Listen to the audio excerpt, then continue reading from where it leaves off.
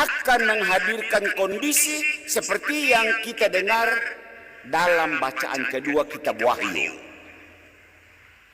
Allah akan menghapus air mata dari mata mereka, dan maut tidak akan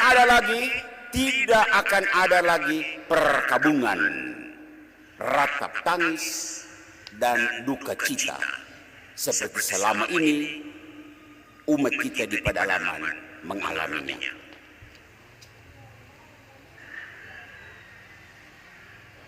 Saudara, baru saja 4 hari lalu, tepatnya tanggal 14 Mei, seorang imam putra asli Papua ditabiskan menjadi imam, Monsinyur Bernardus Bovitwos Baru, OSA.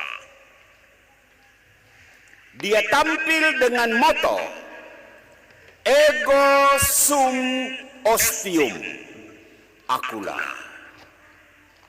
pintu bagi domba-domba. Ini kata-kata Yesus. Tersirat di dalam moto ini pesan kasih yang beraroma damai. Melewati pintu itu, kita akan saling bertemu. 2 tahun yang lalu, tepatnya tanggal 2 Februari 2023, seorang imam yang lain, anak asli Papua, pertama kali orang Papua dipercayakan sebagai uskup, ditabiskan di Jayapura dengan moto Ego Vobiscum Sum. Bersama kalian saya hadir. Ini kata-kata Yesus, dan lagi-lagi tersirat pesan kasih yang beraroma dan berwarna damai. Hari ini mungkin umat tidak sadar, Paus akan dilantik. Inaugurasi jam kita sore nanti. Dan dalam pemunculan pertama, Paus mengucapkan kalimat La pace sia con voi. Semoga damai menyertai Anda sekalian. Damai yang lahir dari sebuah praktek cinta. Sekarang mari kita masuk. Menyimak moto 2 uskup orang asli Papua yang syarat dengan kasih dan damai. Menyimak sambutan pertama Paus yang juga menyapa umat di halaman Basilik dengan damai. Memahami isi bacaan kitab suci hari ini yang juga syarat dengan pesan kasih dan damai. Mengkritisi kondisi di lapangan 2 keuskupan ini, Keuskupan Jayapura dan Keuskupan Timika. Sadar atau tidak umat sekalian, ada warga umat kita yang hidup dalam kondisi tidak damai, selalu ada konflik. Yahukimo itu Keuskupan Jayapura, Intan Jaya itu Keuskupan Timika.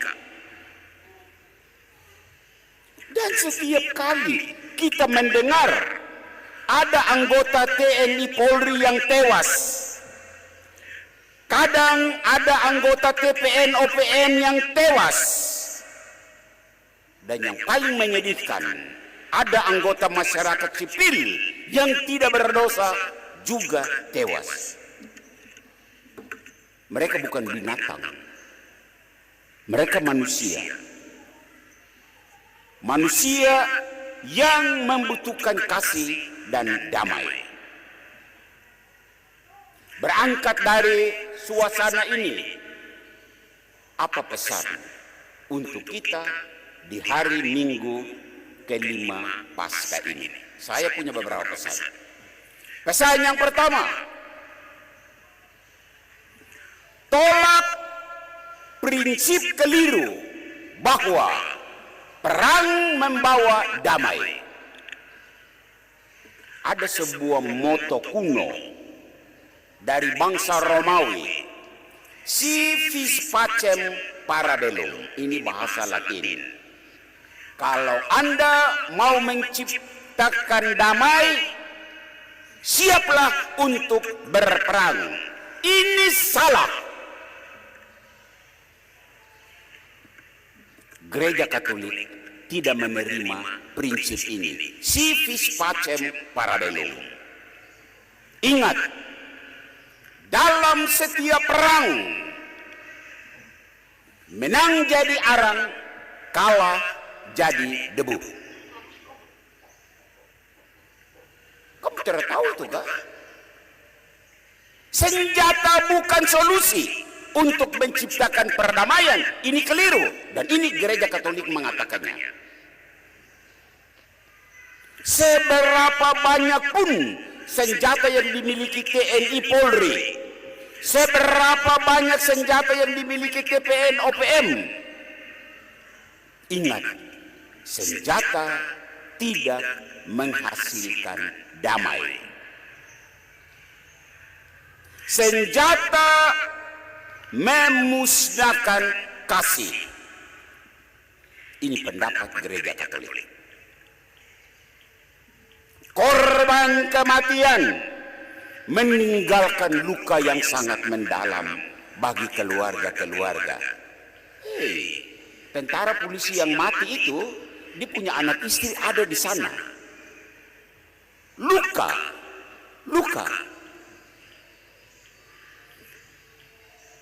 TPN OPM yang mati, mereka juga punya keluarga, dan kematian itu menghadirkan luka. Apalagi warga sipil yang tidak berdosa, yang kena entah peluru nyasar atau sengaja ditembak. Mereka punya keluarga-keluarga yang sakit di sini karena ada korban. Pertanyaan dari gereja katedral pagi ini, untuk bangsa dan negara ini, tidak ada cara yang lebih berbudaya daripada cara barbar yang dipertontonkan selama ini. Jawab. Negara harus jawab. Tentara polisi harus jawab. TPN OPM harus jawab. Ini pertanyaan dari masyarakat sipil. Satu pesan. Pesan yang kedua, damai yang beraroma kasih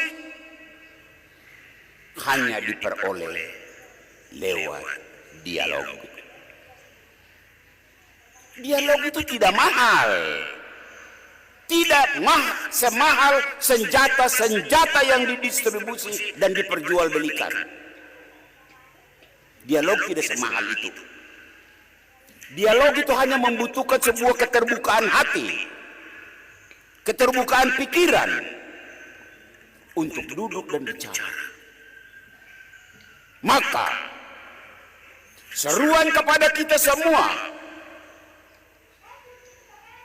petinggi-petinggi negara ini, petinggi TPN OPM, petinggi TNI Polri, ayolah berdialoglah. Negara yang mengirim pasukan ke daerah-daerah konflik, berdialoglah. TPN OPM yang punya aspirasi, mari kita duduk dan berdialog. Dialog itu sekali lagi tidak mahal. Yang mahal itu hanya ini, gengsi. Gengsi.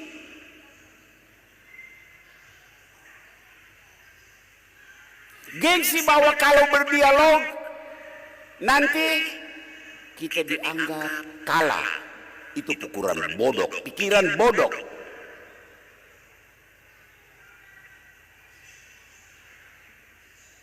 Nyawa anak-anak bangsa ini terlalu mahal untuk digadai. Negara tidak boleh mengorbankan prajurit-prajurit yang berjuang hanya karena tidak ada dialog. Negara jangan lagi menambah daftar nama mama-mama janda karena suaminya mati di daerah konflik. Negara jangan lagi menambah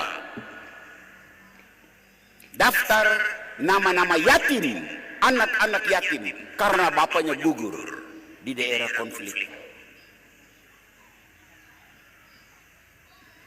TPN, OPM itu bukan musuh negara, bukan juga teroris seperti yang dikatakan oleh salah seorang petinggi negara ini. Mereka adalah rakyat yang protes karena saluran dialog tersumbat. Tahu itu, sadar itu. Mereka adalah rakyat yang punya aspirasi, yang membutuhkan solusi. Ayo, Gereja Katedral Timika menyerukan, mari berdialoglah. Pesan ketiga, pesan terakhir.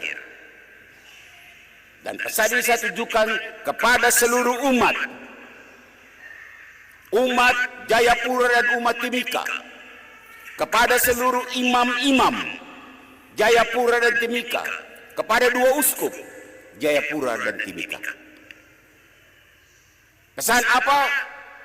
Terjemahkan moto dua uskup OAP ini, Uskup Timika dan Uskup Jayapura, dalam aksi konkret dan nyata agar moto ini tidak tinggal terpampang tanpa makna, hanya slogan.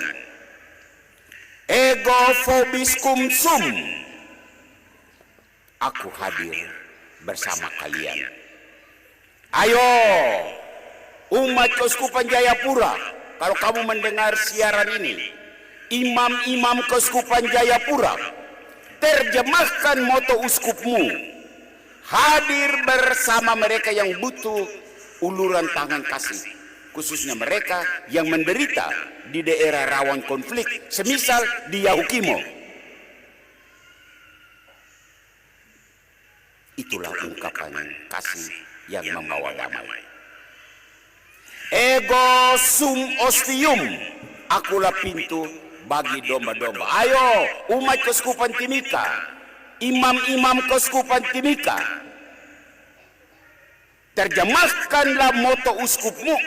Hadir bersama mereka yang butuh uluran tangan kasih, khususnya mereka yang menderita di daerah rawan konflik, semisal di Intan Jaya. Saya sedih mendengar cerita pastor-pastor Intan Jaya. Terakhir, saya ingin menyapa dua uskup OAP.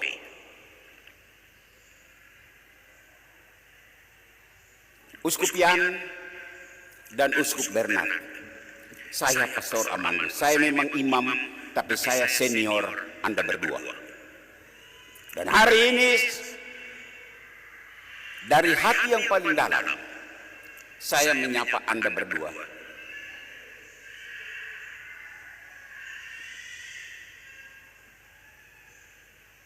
Kuat-kuatlah mengemban tugas rasuli. Anda berdua harus hadir bersama umatmu. Ego vobiscum sum, seperti Yesus. Hadir sebagai pintu. Ego sum ostium, seperti Yesus. Menebarkan kasih dan damai. Dan uskup berdua ingat, Anda berdua bukan lagi imam, Anda uskup. masuk dalam Collegium Episcoporum, itu tingkat dunia, maka bunyi di Yahukimo, bunyi di Jayapura, bunyi di Jakarta, bunyi di Roma. Uskup Timika, bunyi di Intan Jaya, bunyi di Timika, bunyi di Jakarta, bunyi di Roma. Posisi Anda sangat strategis.